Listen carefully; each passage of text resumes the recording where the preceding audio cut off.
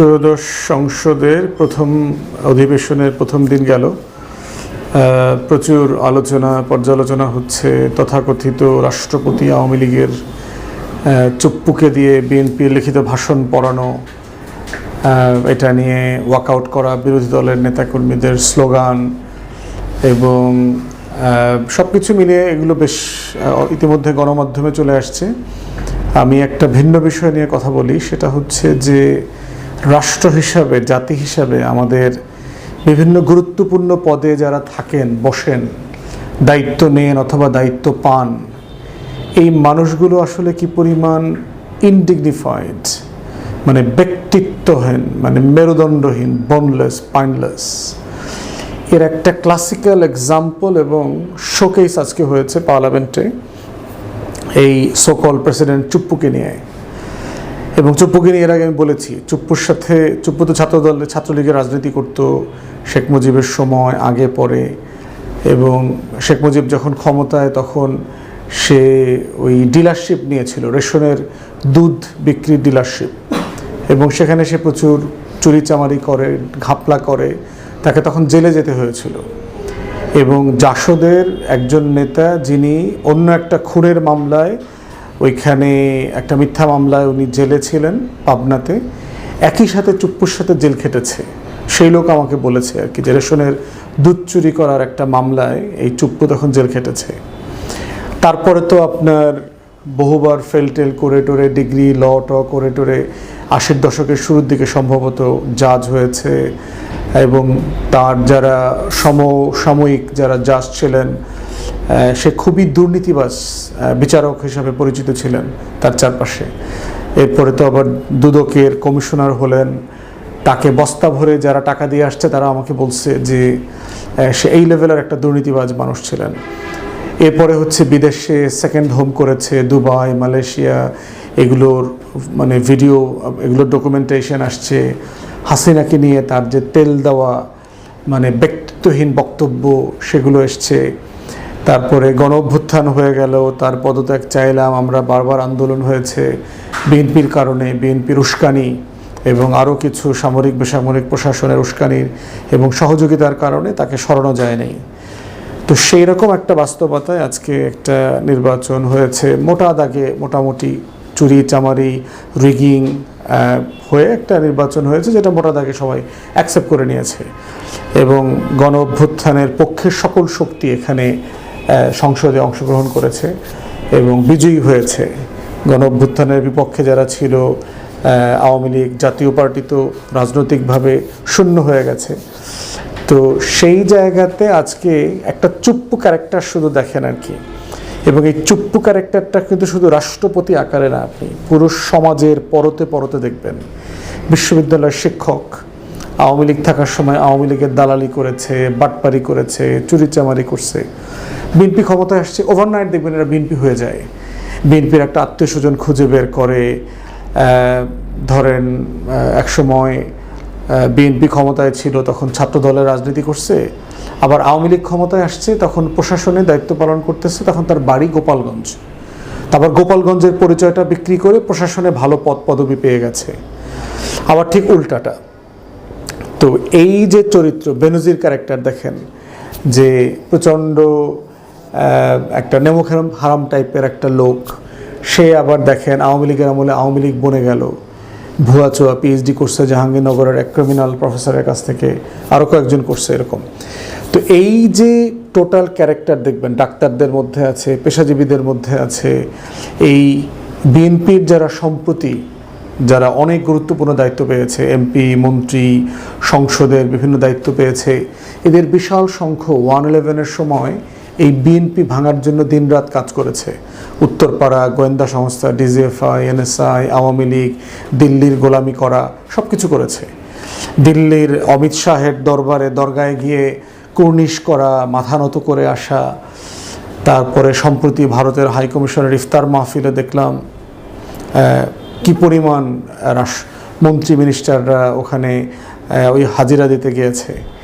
তো এই রকম একটা ব্যক্তিত্বহীন রাজনৈতিক জনগোষ্ঠী কিভাবে এই দেশটার স্বাধীনতা আজাদির জন্য লড়াই করবে, ইনসাফের জন্য লড়াই করবে, এবং এই মানুষগুলোকে আবার পদস্থ করেছে বিএনপির সরকার। এরপরে দেখেন যে রাজনীতি করে নাই, অর্থনীতি জানে না, ব্যাংকিং এক্সপিরিয়েন্স নাই, এক লোককে ছোটোখাটো একটা গার্মেন্টস ব্যবসায়ী, দেউলিয়া, ঋণখেলাপি, তারা বাংলাদেশ ব্যাংকের গভর্নর বানায় দিছে। তারপরে এই বিশ্ববিদ্যালয়ের ভাইস চ্যান্সেলর হওয়ার জন্য দেখলাম দৌড়ঝাঁপ করতেছে, যারা আসলে কখনো বিএনপি করে নাই, কিন্তু এখন দেখলাম যে প্রচুর তদবির করতেছে বিভিন্ন জায়গায় জায়গায়। এইরকম টোটাল রাষ্ট্রের জায়গাগুলোতে দেখবেন জামাতের আমিরের একজন অ্যাডভাইজারের কথা সম্প্রতি এক্সপোজড হয়েছে। এই লোক একটা ফটকাবাজ, খুবই তাকে ডিপ্লোম্যাটিক সার্কেলে বিভিন্ন মিটিং টিটিংয়ে আমি দু একবার দেখেছি, খুবই অযোগ্য একটা লোক, অসৎ এবং ফটকাবাজ টাইপের লোক। তাকে যখন জামাতের আমিরের অ্যাডভাইজার করা হয়েছে তখনই কিন্তু অনলাইনে জামাতের যারা শুভাকাঙ্ক্ষীরা ছিল তাকে সতর্ক করেছে, তথ্য প্রমাণ দলিল দিয়ে যে এই লোকটা আওয়ামী লীগের সাথে খুবই ঘনিষ্ঠ একজন ছিল। তো সেই রকম একটা ফটকাবাজ লোক জামাতের আমিরের উপদেষ্টা হয়েছে, মানে আবার ইংল্যান্ডেও লেখাপড়া করেছে এই লোকটা। তাহলে কি পরিমাণ ব্যক্তিত্বহীন, বোনলেস লোক। আবার আওয়ামী লীগের সাথে কাজ করেছে, আবার একটা টাইম ইন্টারিমের সময় জামাতের অ্যাডভাইজার হয়ে গেল, আবার এখন বিএনপির ফরেন মিনিস্ট্রিতে সে চিঠি লেখা, ওখানে পদমর্যাদার পদ চায়। তাহলে কি পরিমাণ, এগুলো হচ্ছে জাস্ট ক্যারেক্টার আর কি। আপনারা যদি দেখেন বাংলাদেশের জাতীয় চরিত্রের মধ্যে এগুলো দেখবেন পরতে পরতে আছে। রাজনীতিবিদদেরা যেহেতু আপনার অন স্পট বেশি থাকে, ফ্রন্টলাইনে বেশি থাকে, তাদেরকে গণমাধ্যমে বেশি দেখা যায়, তাদের এই পোল্টিবাজিগুলো চোখে পড়ে বেশি। ওই দল করছে, সেই দল করছে, সেই দল করছে, আবার মানে একদম আদর্শ পরিবর্তন করে ভিন্ন দলের রাজনীতি করতেছে শুধুমাত্র এমপি মন্ত্রী হওয়ার জন্য। এই রকম প্রত্যেকটা প্রশাসনের জায়গাতে এই ব্যক্তিত্বহীন, ক্ষমতার কাছাকাছি থাকা, হিসাব নিকাশ বদলে ফেলার সময়ের সাথে সাথে এই চুপ্পু ক্যারেক্টার। তো চুপ্পু একটা ক্লাসিক্যাল সাইকোপ্যাথিক ক্যারেক্টার বাংলাদেশের, যেটা শুধুমাত্র আজকের দিনের জন্য না, এটা আপনি পুরো সমাজের মধ্যে এটা পাবেন। এবং এই কারণে যেটা হয়েছে যে রাষ্ট্রের ভিতরে ব্যক্তিত্ব সম্পন্ন মানুষরা কখন পলিটিক্সে আসে না, রাষ্ট্র গঠন প্রক্রিয়াতে অংশগ্রহণ করে না, করতে পারে না। কারণ তার সম্মান, মর্যাদা, ব্যক্তিত্ব, এই যে যখন তখন মাথা নত করতে না পারা, কর্নিশ করতে না পারা, সেগুলো যেটা করে তাকে ক্ষমতার কাছে আসতে দেয় না। কারণ ক্ষমতার আসে হইলে প্রচুর চাটুকার থাকে, গোলাম তারা পছন্দ করে, দাস প্রকৃতির লোকদেরকে তারা পছন্দ করে। এবং এই পছন্দ প্রক্রিয়াতে যেটা হচ্ছে যে রাষ্ট্র দুর্বল হয়ে যায়, এবং সেটা আমরা বারবার দেখেছি। আজকে দেখেন চুপ্পুকে দিয়ে যে বক্তব্যটা বিএনপি দেওয়া হয়েছে, মানে চুপ্পুর যদি ন্যূনতম ব্যক্তিত্ববোধ থাকতো তাহলে আসলে সে কী করতো? যে সেই লোকটা যে একটা চোর দালাল টাইপের লোক, এবং যে লোকটা হাসিনার আমলে কি বলছে, জয় বাংলা জয় বঙ্গবন্ধু বলছে, আজকে আবার বাংলাদেশ জিন্দাবাদ বলছে, হাসিনারে ফ্যাসিবাদী শাসক টাসক হাবি জাবি সব বলছে, জুলাইয়ের শহীদ, বাংলাদেশের জিয়াউর রহমানকে স্বাধীনতার ঘোষক পর্যন্ত বলাইছে এই লোকটাকে দিয়া। তাহলে চিন্তা করে দেখেন এই লোকটার আজকে কি পরিমাণ জিব্বা রুজু করতে হয়েছে বা বাসায় গিয়া, তার জিব্বা তো জমজমের পানি দিয়া, সাবান টাবান আর এসের আলমের 1 নম্বর পচা সাবান দিয়া ব্যাপক ধোয়া পাল্লা করতে হয়েছে। করার পরে অবস্থা কীরকম দেখেন। তাহলে বাংলাদেশের লোকরা কি পরিমাণ, বাংলাদেশের শিক্ষিত সমাজ কি পরিমাণ ব্যক্তিত্বহীন হয়েছে, নির্লজ্জ হয়েছে। তো এই নির্লজ্জ লোকগুলো যখন এমপি হয়, মন্ত্রী হয়, তার দুর্নীতি করতে তো লজ্জা লাগে না, তার চুরি করতে লজ্জা লাগে না, তার টাউটামি বাটপারি করতে লজ্জা লাগে না। এই ব্যক্তিত্বহীন লোক দিয়ে দল বদলানো যায়, দেশের বিরুদ্ধে কাজ করানো যায়, দালালি করা যায়, অন্য দলের হয়ে কাজ করানো যায়। এবং এইটা বাংলাদেশ না, এটা সারা দুনিয়াতে এই সমস্যাগুলো আছে। ট্রাম্প ক্যারেক্টার দেখেন, নেতানিয়াহু ক্যারেক্টার, অথবা ইরানে এই যে আইজিআরসি যেটা বিপ্লবী ইসলামী বিপ্লবের গার্ড যেটা আছে, এই গার্ডের আল কুদস কমিটির যিনি প্রধান ছিলেন জেনারেল সোলাইমানিকে যিনি রিপ্লেস করেছিলেন, তিনি মোসাদের হয়ে কাজ করেছেন। তাহলে এই যে ফেনোমেনাগুলো, বাট এই লেভেলের ব্যক্তিত্বহীন জাতি আমরা দেখি নাই। ইংল্যান্ডে লেখাপড়া করার সময় দেখেছি যে স্কুলে যখন কাজ করেছি, ছোট ছোট বাচ্চাদের ভিতরে যে ব্যক্তিত্ব ইনগ্রেইন করা হয়, ডিগনিটি বোধ, সম্মানবোধ, মর্যাদাবোধ যেটা ইনগ্রেইন করা হয়, আমাদের ছেলে মেয়েদের মধ্যে এগুলো নাই। এই জন্য দেখবেন ছাত্রলীগ করেছে, পরের দিন এখন ছাত্রদলের কমিটিতে সবাই জায়গা পেয়ে গেছে। একদিন জয় বাংলা করেছে, ছাত্রদলের শিবিরের পোলাপানকে পিটাইছে, তারা এখন ছাত্রদল হয়ে গেছে। আবার ভাইস ভার্সা, ক্ষমতা বদলাইলে তারা আবার আরেক ব্যানারে চলে যায়।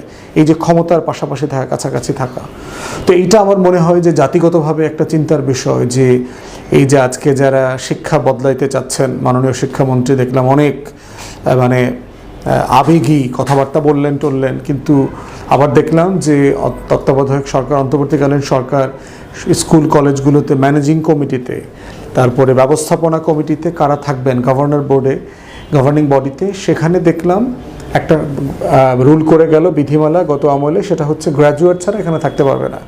তো গ্র্যাজুয়েট ছাড়া থাকতে পারবে না মানে হচ্ছে আলটিমেটলি রাজনৈতিক যে ল্যাসপেন্সার গোষ্ঠী আছে বিভিন্ন রাজনৈতিক দলের, অশিক্ষিত ইয়াবা ব্যবসায়ী, চাঁদাবাজ, গুন্ডা, বদমাইশ টাইপের যে লোকগুলো আছে, তারা স্কুলের কমিটিতে থাকতে পারবে না। এখন তাদেরকে পুনর্বাসনের জন্য কি করছে, সেই বিধিমালাটা বদলায় দিল।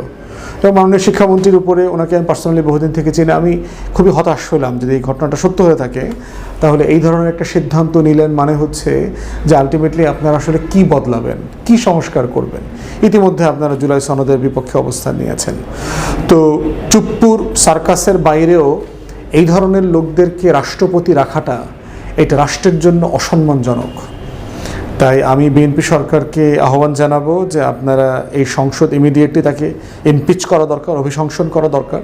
কারণ সে হচ্ছে 2018-র রাতের ভোটে যেই অনির্বাচিত রাতের সংসদ হয়েছিল, সেই সংসদের নির্বাচিত প্রেসিডেন্ট। অতএব হাসিনা, ফ্যাসিবাদ, জুলাইয়ের গণ অভ্যুত্থানের প্রত্যেকটা জিনিসের বিপক্ষে এই স্টুজকে ক্ষমতায় রাখার কোনো মানে হয় না। আবার এই স্টুজ নিজে ক্ষমতা ছাড়বে না জেলে যাওয়ার ভয়ে। তো ইদার যদি তাকে বিদেশে সেফ এক্সিট দিতে হয়, সেগুলো চিন্তা করতে পারেন। আপনারা সম্মানিত কাউকে রাষ্ট্রপতি করেন, প্রয়োজনে প্রফেসর ইউনূসের মতো একজনকে রাষ্ট্রপতি করেন, তাকে আমাদের অ্যাম্বাসেডার করে দেন রাষ্ট্রের জন্য, প্রেসিডেন্ট কাম ট্রেড অ্যাম্বাসেডার। সারা দুনিয়া থেকে এফডিআই আনবে, বিদেশ থেকে বিনিয়োগ আনবে, তাদের সময়ের অনেক গুরুত্বপূর্ণ ভালো মানুষদেরকে আপনারা যদিও সরায় ফেলছেন। অতএব এটা মানে অপাত্রে ঘি ঢালার মতো পরামর্শ। বাট ওইখানে এরকম একটা মানুষ যদি আজকে প্রেসিডেন্ট হইতো, তাহলে যেটা হইতো, বাংলাদেশের মর্যাদা বাড়ত, অন্তর্বর্তীকালীন সরকারের মর্যাদা বাড়ত এবং নির্বাচিত সরকারের মর্যাদা বাড়ত। সবাই মিলে দেশটাকে এগিয়ে নিয়ে যাওয়া যেত। গত সরকারের সবচেয়ে যোগ্য মানুষগুলো, যারা প্রফেশনাল, যারা অ্যাডভাইজার ছিলেন, তাদের অনেককে দায়িত্বে কাজে লাগানো যেত, এটা লাগানো হয়নি।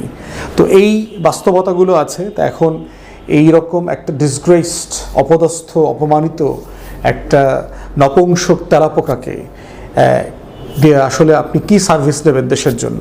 বাট ইতিহাস তো ডিফারেন্ট জিনিস, বাস্তবতা ডিফারেন্ট। ওই যে আমরা বইতে পড়েছি না, যে অতিকায় হস্তি বিলোপ পেয়েছে আর তেলাপোকা এখনো সগৌরবে বেঁচে আছে। তো সেরকম একটা বাস্তবতা যে আসলে কে কতদিন থাকবে না থাকবে, এ তো লীলা খেলার দুনিয়া আর কি। তো দেখি আমরা এই চুপ্পুর লীলা খেলা আসলে কয়দিন চলে। ধন্যবাদ।